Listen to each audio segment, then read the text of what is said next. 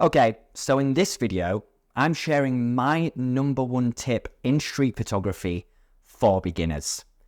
Now, I've been shooting street photography for over a decade now. My work has been featured in the likes of The Guardian, Leica galleries, and I've written on the topic extensively for many leading publications online. So I'm at a stage now where I feel confident to share my number one tip in street photography for beginners, because when I see what's out there, you'll see a lot of videos and a lot of publications, and they'll talk about what camera you should use, what lens you should pair it with, which photographers you should study, and which photo books you should buy. Now, all are valid points, but I feel that the main tip a street photographer who's new on their journey needs to know often gets forgotten. Now, don't get me wrong, when I first started street photography, I was reading the likes of Vivian Maier, Robert Frank, Diane Arbus, and these are wonderfully talented photographers from years gone by who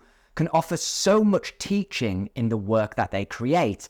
I also did what I was told. I bought a small camera. I've got the Fujifilm X-T3 now, but back then, I forget what line of camera I was on, but it was a small one paired with a prime lens that wasn't telephoto or couldn't be spotted out of a crowd like a sore thumb. But I'd go out on the street and I'd make pictures, and I'd come home and I'd look at them on a screen, and I'd look at the masters I'd been reading, and I'd be like, there is a massive disconnect here.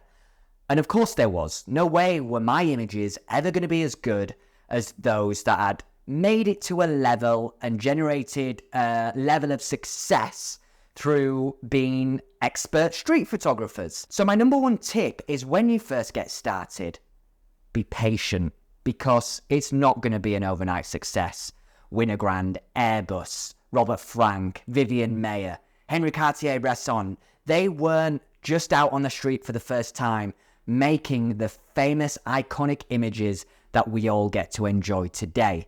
Instead, they were going out, trial and error, on a daily basis, always having their camera at hand and perfecting their craft, basically.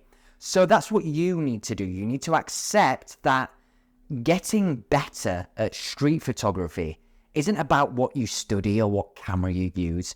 It's about time and persistence. As I said, I've been doing this for over 10 years now, but it wasn't actually till around about a couple of years ago, so let's say 8 years in, where I actually started to have confidence within myself that I was making good street photographs. I wasn't making winners all the time. That's just not a reality for any street photographer. But I was making a standard of image where I was like, okay, I get this now.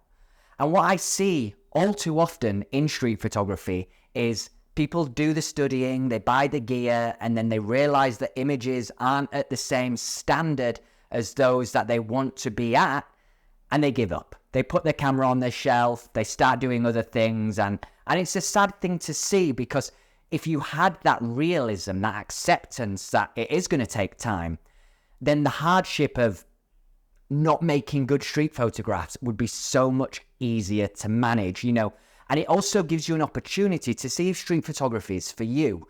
Regardless of the outcome, I am absolutely in love with the process of street photography. And while it can still be a bitter pill to swallow, or a bruise on the ego when images aren't at a standard you would like them to be, what made it easier for me is that I loved so many other aspects of street photography: getting out on the streets and being active, not knowing the unpredictability of what was going to happen, interacting with strangers and having some real, authentic human connection, which I think is more important than ever nowadays, by the way. All that made it easier. If you're picking up your camera and you're new to this, then just realize it's going to take time. And if you love it and you are consistent and you are persistent, then you will start getting the images that you dream of making. Top tip, everyone says it, just take your camera with you everywhere you go. You don't always have to use it. I often go out with my camera and don't take a single image, but it's there if I need it. And I'm being analytical all the time. Maybe it frustrates people when I go out for dinner or I'm at parties, and depending, once the beer comes in, then people love that I have my camera with me. But when I'm out walking to the shop or going to a new area or actually actively wanting to go out and make street photographs, of course, my camera is always with me. And it's taken a decade of doing that to get to a point where I'm pleased with the images I make. But that's just my take on it. That's my number one tip. I'm actually interested, what's your top tip in street photography for beginners? Let me know in the comments below and let me know what you think of what I've had to say in this video. And of course, please cut me a solid and subscribe to the channel. If you did like it, thumb it up and tap the bell icon so YouTube tells you when I next post another video. Until then, keep shooting, keep enjoying street photography. It's one of the best things you can do. I'll see you in the next one. See ya. It's like the 6th time I've tried to record this video.